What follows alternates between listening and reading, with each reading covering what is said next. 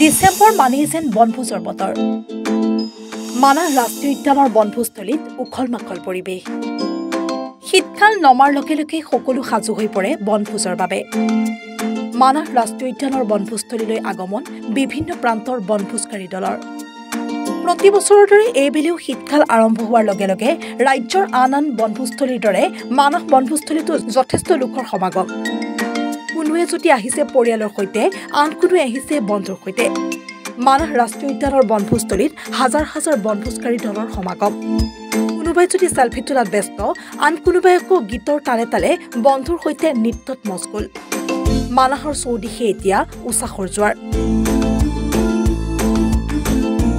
মই ধমধমাৰ পৰা আহিছোঁ। এয়া মানাহত প্ৰথম আহিছোঁ।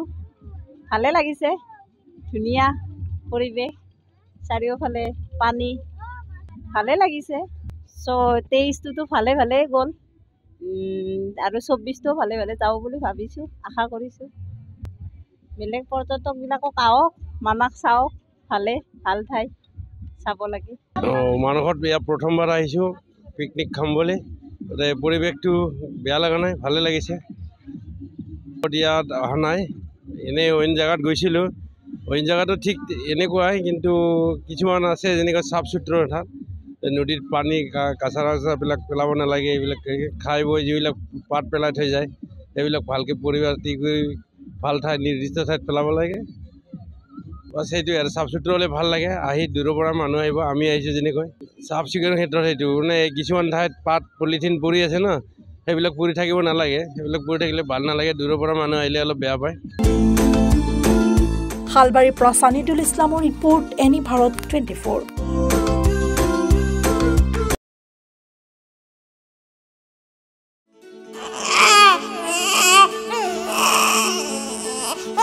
অভিনন্দন, আপোনাৰ এজনী ছোৱালী জন্ম হৈছে।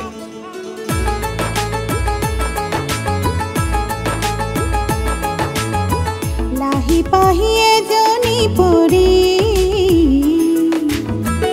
আহিলে ঘৰখন উজলি।